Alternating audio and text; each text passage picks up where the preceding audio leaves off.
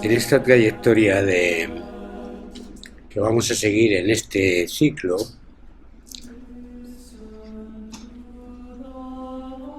vamos a empezar un poquito por el final para luego saber o buscar qué es lo que debemos de hacer en consecuencia. ¿Y cuál es el final? El final es la pregunta: ¿quién realmente soy yo?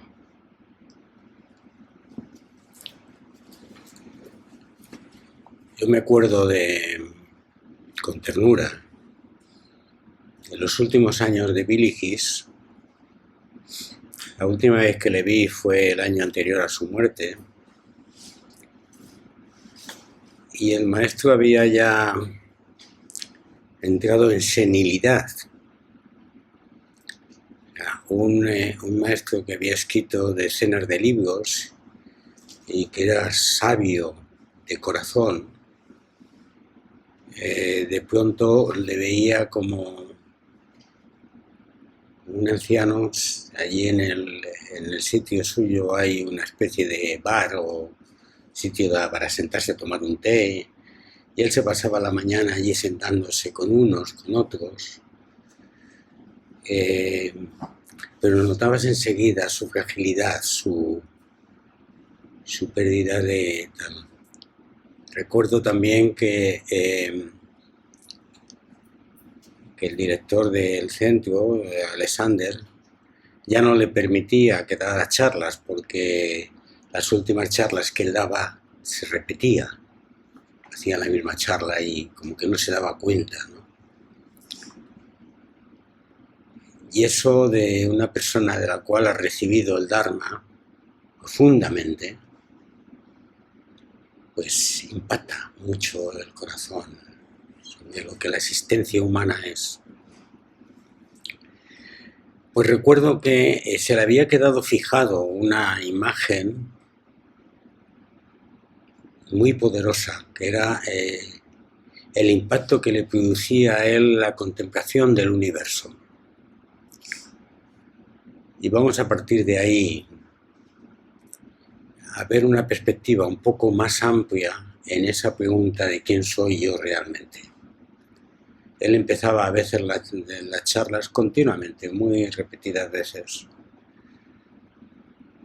hablando de la galaxia, hablando de que esta es una especie que vive escondida en un planeta no muy grande, dentro de un sistema estelar, dentro de una galaxia donde hay 300.000 millones de sistemas estelares, como diferentes al nuestro, pero con más o menos, pero estamos hablando de 300.000 millones.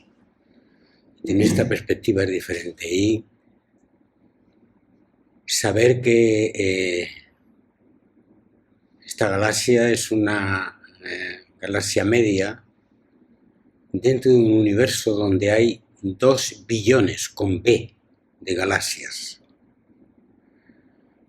Ante ese escenario uno se sobreabunda, especialmente cuando uno piensa que posiblemente en el cálculo más pesimista en nuestra galaxia únicamente puede haber 1.000.000 de mundos que puedan habitar vida, tener vida. Eso nos recoloca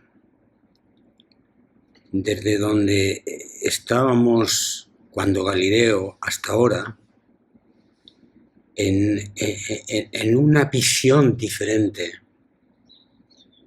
porque somos una forma de vida perdida en uno de los arcos de la galaxia, perdida en un mundo de los cuales puede haber millones y millones y millones de formas de vida. Y una cosa sí sabemos, esto decía Billy Kiss también, que si hay conciencia, y somos una especie que ha adquirido conciencia de sí mismo, significa que la conciencia es un aporte básico de la propia existencia. Que hay una presencia, una inteligencia en el conjunto de lo existente, en el trasfondo del conjunto de lo existente, que se ha manifestado aquí de esta manera. Esta es una buena perspectiva para colocarnos. El maestro Eckhart, uno de los más grandes místicos europeos, decía una frase que lógicamente la decía de términos religiosos, luego la voy yo a poner en términos laicos. Pero decía, no se ha de imaginar que Dios haya proyectado o creado las criaturas fuera de sí mismos.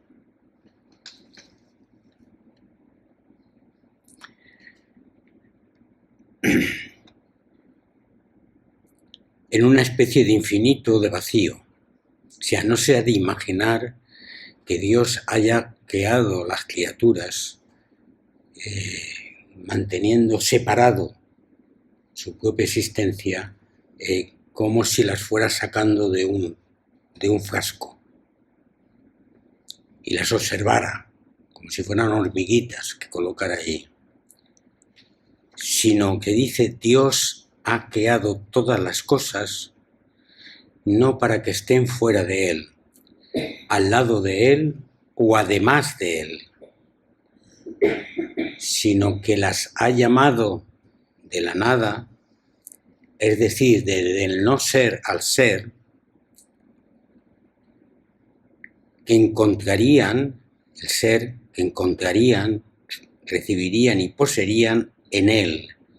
Dios, pues Él es el ser. Esto es una frase revolucionaria, porque lo que está diciendo es que todo lo que existe no es más que la expresión básica del ser que los religiosos llaman Dios. Si ahora esto lo pusiéramos ya no hablando en términos teológicos, tendríamos que decir desde esa perspectiva también que hemos iniciado, la de la visión del mundo tal como está, no se ha de imaginar que la existencia humana en este planeta lejano, en un lugar oscuro de esta galaxia, sea el resultado aleatorio de una evolución caótica dejada al azar. Algo que ha surgido de la nada porque sí, sino una forma de vida que toma conciencia de sí misma como resultado de la pulsión inteligente de una inteligencia, una presencia amorosa que lo impregna todo totalmente y que no puede ser separada de la misma existencia. Por tanto, impregna todo lo que existe, rompiendo cualquier diferencia, cualquier separación en esencia. Esto es tremendo, porque implica, pensando en esta vida, no hemos pensado en estos términos. No hemos pensado en los términos de una chispa de inteligencia o de conciencia que se sabe a sí misma y que surge en un momento determinado, en un punto de un universo tan tremendo. Si no pensamos en términos de una historia personal, como si fuera el centro del mundo, como si fuera el centro de la existencia, desde la cual se mira todo lo demás. Pensamos en términos de sujeto. Yo soy el sujeto. Y todo lo que existe está fuera de mí. Y entonces generamos una compacidad, una identidad compacta que tardamos a veces muchos años en darle forma. Pasamos muchas crisis en donde creemos ser, creemos no ser, copiamos, dejamos de copiar, miramos, dejamos de mirar, corremos buscando un perfil, un deseo, una necesidad, algo que me falta, algo que sobra. Y así pasamos una parte muy importante de nuestra existencia. Y actualmente, donde posiblemente ya hayamos comprendido esto, seguimos en nuestra cotidianidad haciendo esto. No nos tumbamos en el suelo en la mitad de la noche y miramos al cielo y nos sentimos como esa hormiguita girando en el cosmos y vivir desde esa conciencia. No hacemos eso. No, somos el sujeto que maneja los hilos de mi existencia, o creo hacerlo. Pero ¿eres realmente eso? Si hacemos caso a Eckhart,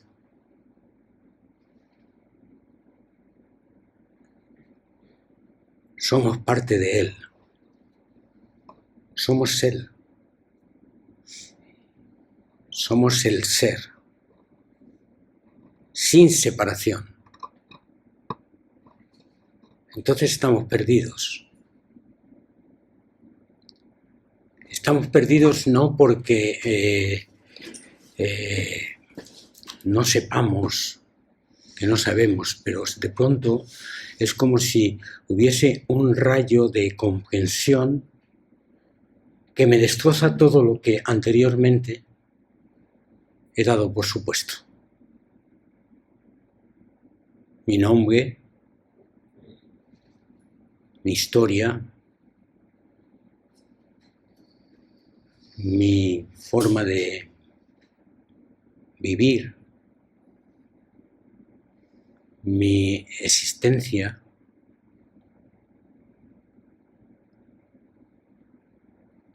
y me cuesta, estamos hablando en el plano vivencial. No estoy hablando a vuestra mente, estoy hablando a vuestro corazón. Y en el plano vivencial tengo que ser auténtico, tengo que ser sincero. Y continuamente me resisto a ese de que toda la farfolla que constituye mi vida, lo bueno y lo malo, o lo que digo bueno y malo, lo que es este cuerpo que ya no reconozco en el espejo. Estaba gordito, estaba gordito. Y ahora, pues, soy un enclenque. ¿Era ese o soy este? Desde luego, dentro de unos pocos años, este cuerpo no va a ser carne de fuego.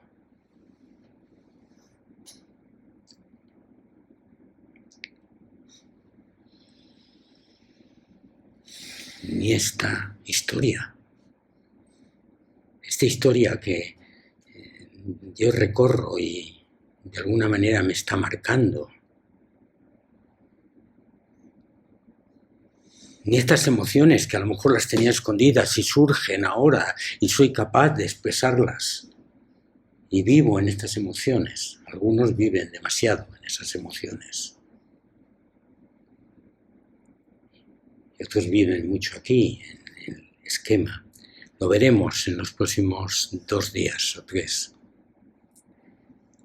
Pero el gran salto en este momento es aceptar ser el ser, y aceptar o intuir que he de abandonar todo lo demás, aunque no sepa cómo vivir, y he de tener el coraje de poder vaciarme de todo aquello que me está oscureciendo el comprender quién es este que hay aquí. ¿Os acordáis de la famosa frase de Lynch? El problema de los estudiantes de la vida es que no tienen fe en sí mismos. Y os acordáis que cuando dimos aquella charla, la tenéis colgada, la clave está en esa palabra sí mismo, que hoy se expresa en quién eres tú realmente.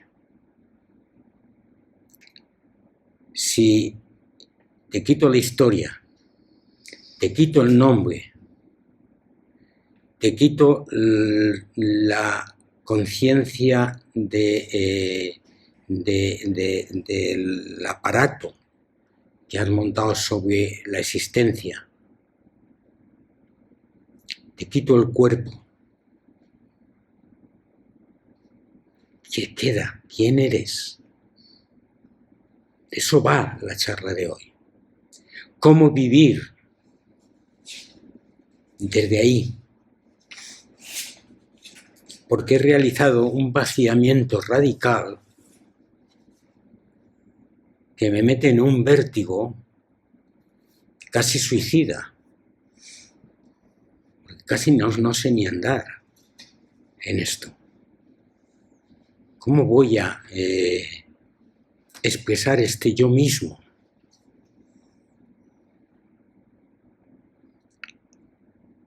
Nos ayudan los maestros diciendo, bueno, vive los personajes, pero no te creas que soy los personajes, que eres los personajes. Hoy hay una llamada a un interrogante radical de quién realmente está en el centro de ti.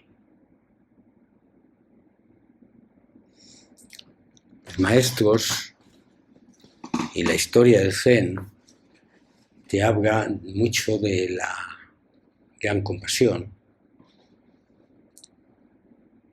las religiones del amor no condicionado. ¿Cómo es eso desde la comprensión, desde la conciencia de quién soy realmente? Porque si yo acepto ser él, no hay separación, no hay límites. ¿Y cómo es el amor entre no separación? Es comunión permanente. No es el esfuerzo, la tensión de desde mi yo, desde mi historia, ir a tu tú e intentar conectar entre un yo y un tú que son separados y diferentes, sino es el igualar. Curiosamente, una de las claves de Jesús de Nazaret en el llamado del reino de Dios es el igualitarismo radical. Esto es clave. Varios autores citan 2 o 3 elementos principales en el profeta, en su mensaje, y uno de ellos es el igualitarismo radical. Es eliminar toda diferencia. Y si somos ser,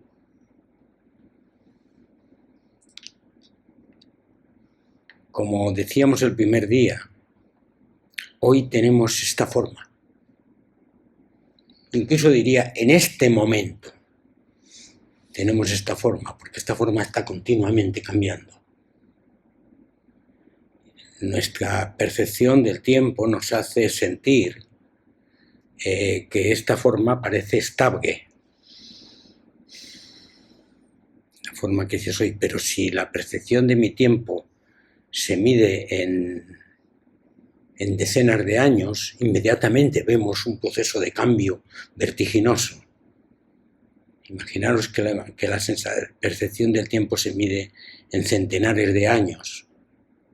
Es una forma que aparece y desaparece. Pero solo desde la forma, solo desde la existencia concreta, solo desde el personaje, es posible percibir el misterio.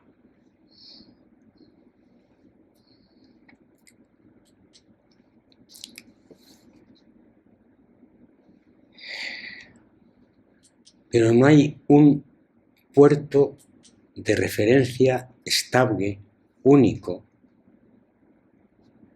en el cual podamos sostenernos y desde el cual mirar todo lo demás. Es lógico que nos lo inventemos y nos decimos, sí, mi cuerpo cambia, mis emociones cambian, mi historia cambia, pero hay un hilo continuo que une mi vida. Y mi memoria recuerda al niño que fui y al adolescente y al que amó y al que desamó y al que tal. Y esa continuidad me permite un poco no volverme loco. Esa continuidad no es real. Esa continuidad no es real, esa estabilidad no es real. ¿Qué somos? Somos solamente una chispa que aparece y desaparece en un mar de existencias.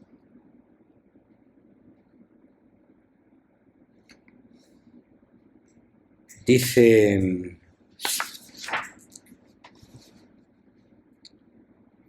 también Lynch,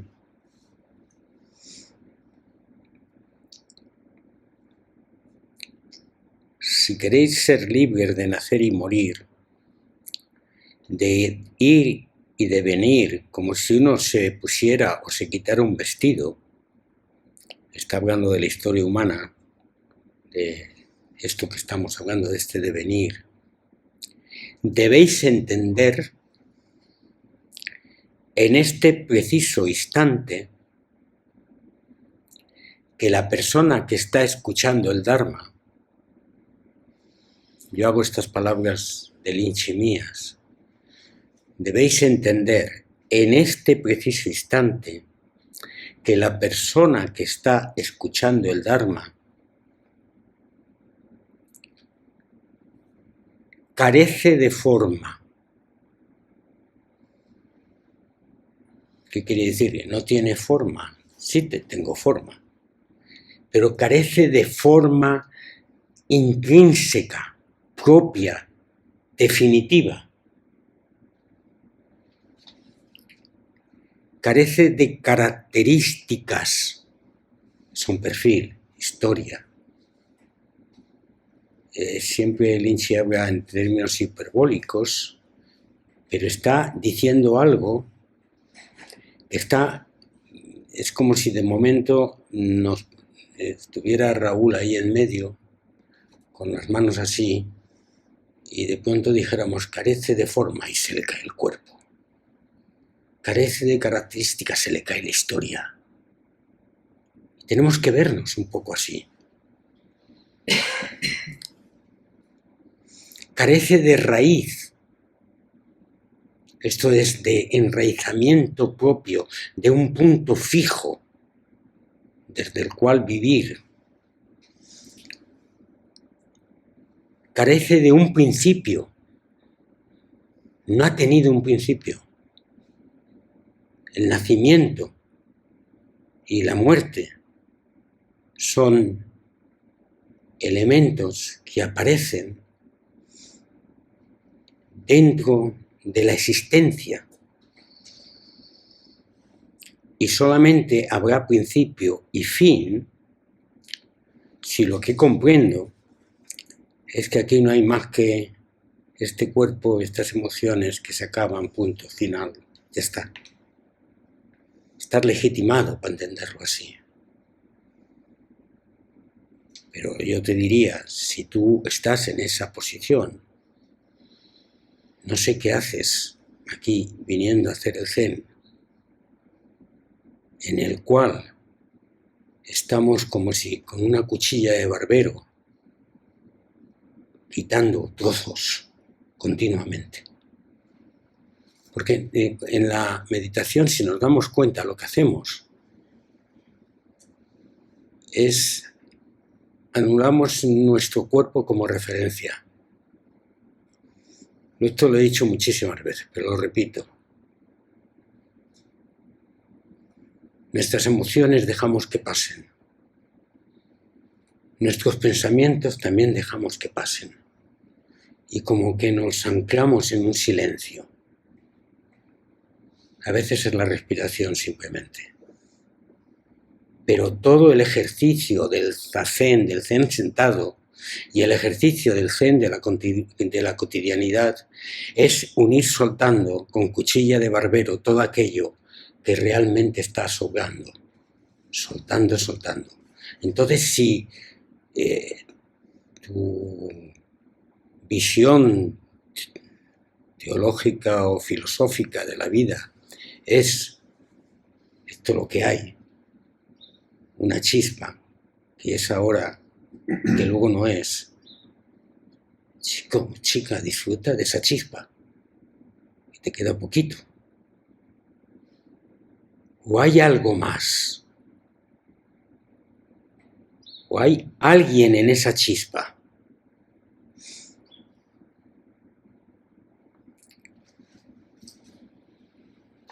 No mora en ninguna parte, añade Lynch.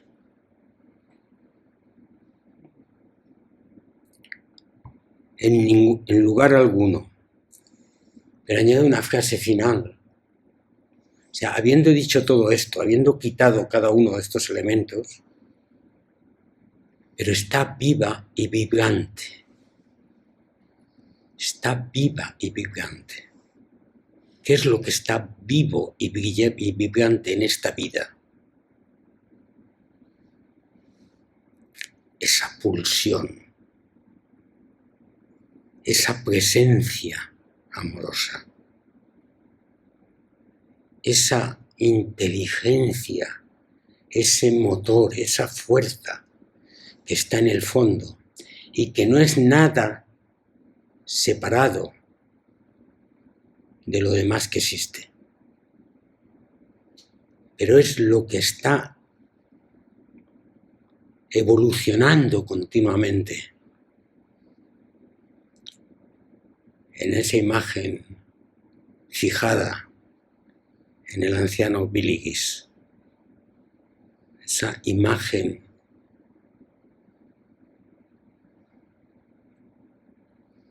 grandiosa de estrellas y planetas explotando y volviendo a surgir y volviendo a evolucionar y tantas formas de vida diversas y creciendo y dejando de crecer y somos, esa es nuestra familia, esa es quien somos y es así de grandioso esta existencia y esa es la fe que nos falta. porque a partir de ese momento viviríamos en plenitud, aunque la gente nos llame locos o locas.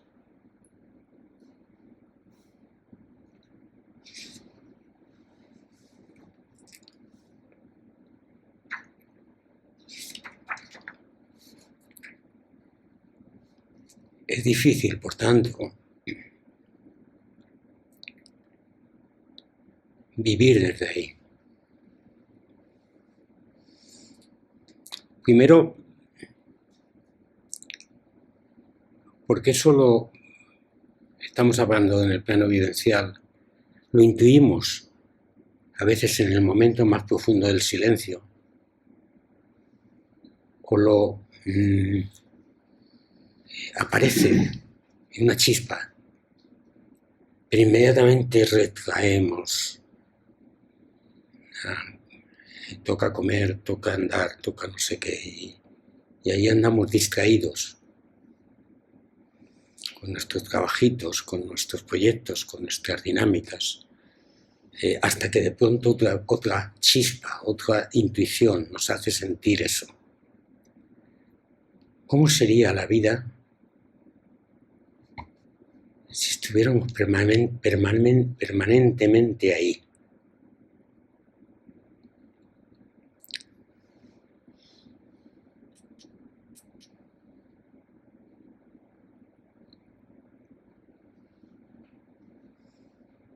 Primero, tiene que haber una profunda aceptación de esto. No porque lo diga Pedro, no porque lo hayan dicho los maestros, no porque lo diga Eckhart, no porque lo diga Jesús, sino porque de pronto he tocado mi corazón y está ahí. Y eso significará que no he nacido. Quien realmente soy no he nacido. Ni tampoco moriré. Que no he tenido un principio. Eckhart lo dice de una forma muy bella. Venir a ser quien era cuando no era. Venir a ser quien era cuando no era. Venir a recuperar el rostro original que era antes de que nacieran mis padres. Aceptar en las consecuencias operativas concretas que no he nacido y que no moriré. Yo dentro de pocos años, y también Chantal, fuimos muertos, mucho antes que vosotros. Pero yo no habré muerto. Quien realmente soy no habré muerto. Este cuerpo, esta historia, este personaje, no habrá muerto. Aceptar eso, plenamente, vitalmente, implica un salto en el estilo de vivir. Implica rendirse y entregar la vida ahora. Esta vida. Y cambia la calidad de cómo vives. Pase lo que pase. Sé que el lenguaje que estoy expresando es duro y a veces es incluso doloroso. Porque hay en medio de esto un duelo muy radical, que es que estoy diciendo adiós al personaje que querí ser, quedándome sin sustituto. Estoy diciendo adiós a la historia, familia, al menos lo estoy haciendo en el planteamiento de mi interioridad como punto de partida, aunque no sea capaz de mantenerlo permanentemente. Pero cuando tengo la visión de quién realmente soy, el siguiente paso es ese. Aceptar que esto es una aventura del ser y tener la humildad profunda de vivir esta aventura del ser con totalidad, pero sin agarrarte. Curiosamente, y esa es la consecuencia, la participación que podemos hacer para dar lugar a que esto se exprese es el desasimiento. Esta es la palabra que utiliza Eckhart, que se ha traducido por el desapego, y que aquí hablamos mucho del soltar. O sea, si algo podemos hacer, contribuir en nuestra vida para dejar que esta luz oscura brille más y más en el centro de mi corazón, permitiendo que mi vida sea más auténtica, es trabajar el desapego, trabajar el soltar. Y estos próximos 3 días hablaremos de diferentes formas de apego y diferentes formas de soltar.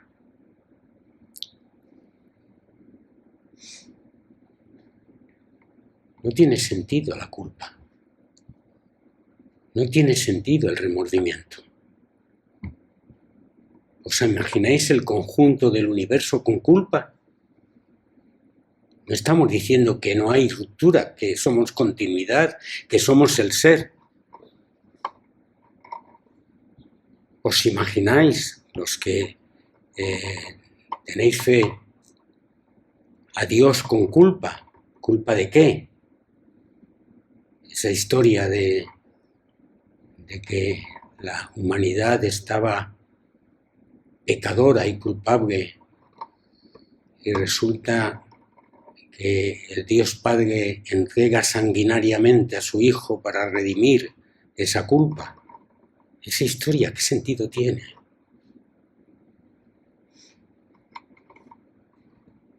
Si somos uno con todo lo que existe, podemos haber tenido en esta historia personal tropiezos, caídas, agujeros, heridas. Hay que decir adiós a la culpa. Y operativamente este es un trabajo muy sanador. Si nos agarramos a la aceptación del ser, inmediatamente tenemos que soltar la culpa. No la responsabilidad por la existencia que en este momento estamos viviendo. Como este es un personaje que de coser y tirar, pues da igual lo que haga. Yo soy el ser magnífico. Bueno, estamos montando un rollo. Lo que te toca ser es la forma que ahora eres. Viva y vibrante. Pero ahí dentro, no te agarres a ese personaje.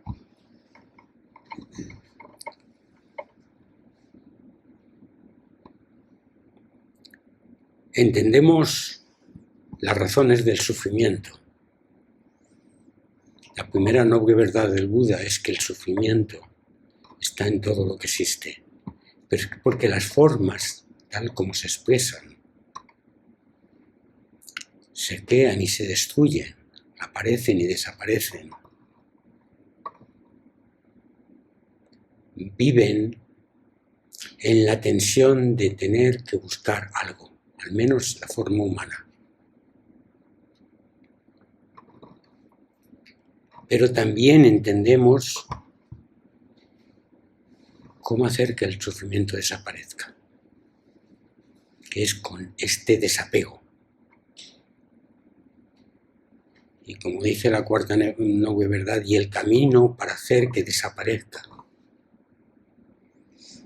Y como os acordáis, el camino para hacer que desaparezca, y esto será fuente de otro grupo de charlas, es cuando mires, mira realmente, cuando oigas, oye realmente, cuando toques, toca realmente, cuando ames, ama realmente. O sea, estar en ese momento, estar en el momento presente. El primer día del retiro yo hablaba de que la práctica del Zen es la práctica del momento presente. Y esto es consecuencia simplemente de este esquema. Pero si uno no lo tiene vitalmente, lo convierte en un principio ético que uno tiene que seguir. No, es que ahora es el tema de mindfulness, está de moda y yo voy a hacer mindfulness. Pero tú entiendes lo que significa eso. Es simplemente consecuencia de comprender quién eres.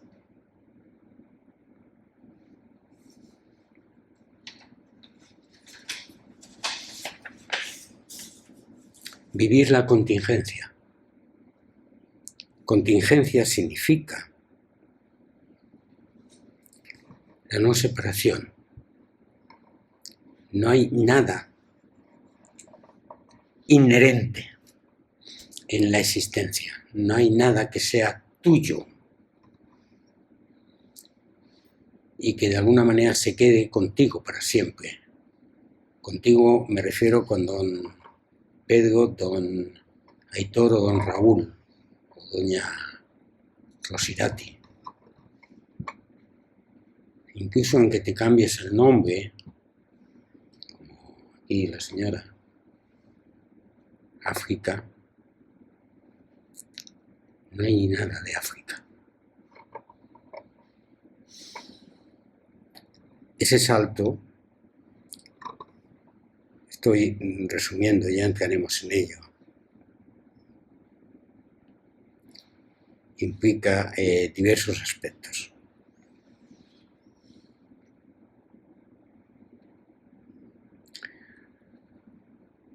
También el reconocimiento del anhelo.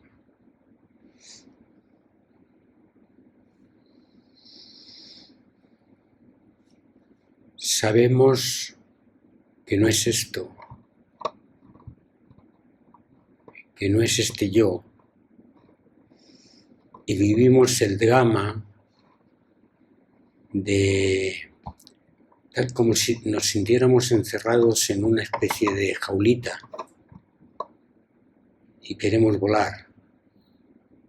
Y esa tensión entre lo que nuestro corazón nos dice cuando dejamos que se exprese y la vida que vivimos es una tensión continua. Que por cierto es la tensión, el anhelo que nos ha traído a Zen y que nos guía. Y si no es así, no es auténtico. Es un anhelo profundo. A veces yo lo he llamado saudade, añoranza de la existencia que éramos cuando no éramos, como diría Eckhart.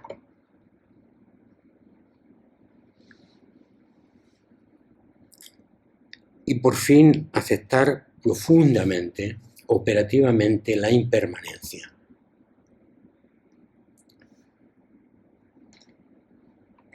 Aparece, cambia, desaparece. Aparece, cambia, desaparece. Aceptarlo en todas las circunstancias de la vida. Aceptarlo en nuestro cuerpo, aceptarlo en las relaciones, aceptarlo en las fases de la existencia, aceptarlo en las cosas.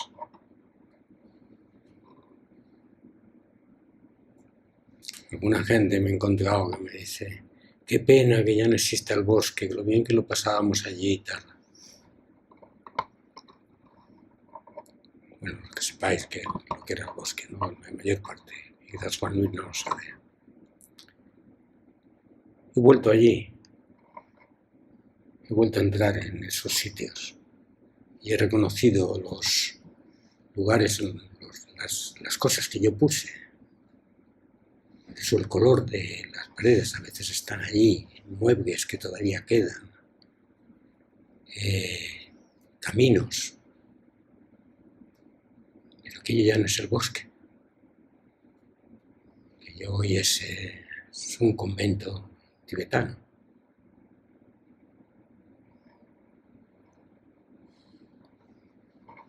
Aparece, cambia, desaparece. No es un término para expresarlo como una gran fórmula en la vida general, sino en la vida particular, continuamente. Las cosas aparecen, cambian, desaparecen. A veces me he encontrado por la calle una persona y me dice: hombre, Pedro, ¿cuánto tiempo sin verte? ¿Cómo estás? Y digo: ¿quién es esta persona? Yo no la reconozco. No sé quién es. ¿No te acuerdas de mí? Digo: sí, sí, claro. Y me dice: bueno, pues un abrazo, a ver si nos seguimos viendo y tal. Y digo: vale, pues me voy. No sé quién es. Bueno, alguno habéis tenido la misma experiencia, pero aparece, cambia y desaparece. Particularmente en mi vida, que yo he tenido como muchas fases, y cada fase ha tenido rupturas entre sí. Por ejemplo, cuando estuve en África, tuve elementos intensos allí con una serie de gente. Todavía hay una persona, y han pasado ya, me parece, casi 10 años, que sigue de vez en cuando escribiéndome. Y me manda un mensaje cortito en internet. Es amoroso, pero casi yo no sé cómo ya es. Y desde luego de las personas que hay allí también desaparecen. Yo antes formaba parte de un grupo de WhatsApp que eran los antiguos alumnos del instituto. Y eran todos una panda de viejos. Y de vez en cuando se ponían en el WhatsApp: no, es que se ha muerto fulanito. Y yo digo: ¿yo qué hago aquí? No tengo nada que ver con esa forma de vida, ya ha desaparecido. O sea, aceptar la impermanencia. Continuamente aceptar la impermanencia. Por lo tanto, hemos venido al Zen desde esta hipótesis. Y lo que hacemos aquí es un proceso de vaciamiento.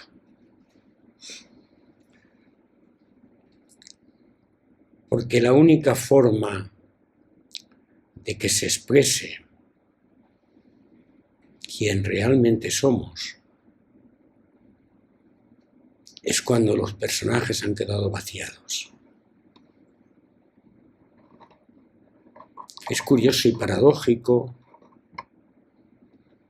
vivir intensamente el personaje, apasionadamente el personaje, vibrantemente, y al mismo tiempo vaciarse de él.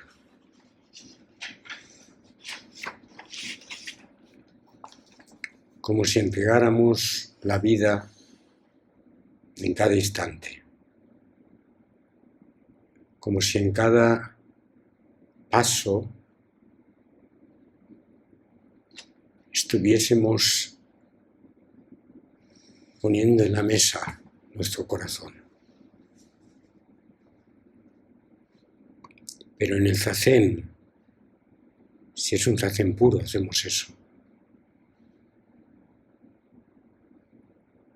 Y en el zen de la cotidianidad, que es estar en el momento presente y luego soltarlo, estar ahí con toda tu capacidad, tus sentidos, y luego soltarlo.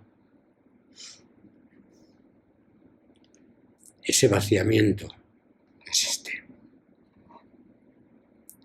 Curiosamente, Eckhart dice también: vaciar el cuenco para dejarle vacío, no para llenarlo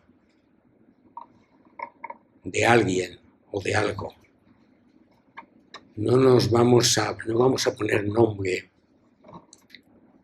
a eso que llamamos existencia o presencia amorosa, y vamos a rellenar nuestro cuenco de cuarta y mitad de eso, y le vamos a poner un titulito encima y convertiremos el Zen en una nueva religión. No vamos a hacer eso, sino vaciamos el cuenco para dejarlo vacío, de tal manera que cuando en esta aventura se acabe, lo único que quede en nuestras manos es ese cuenco vacío. Pero entonces la luz brillará intensamente. Posiblemente no sea esta la historia que nos han contado nuestros padres o la que nos hemos contado a nosotros mismos para consolarnos de esta insuficiencia que queremos sentir.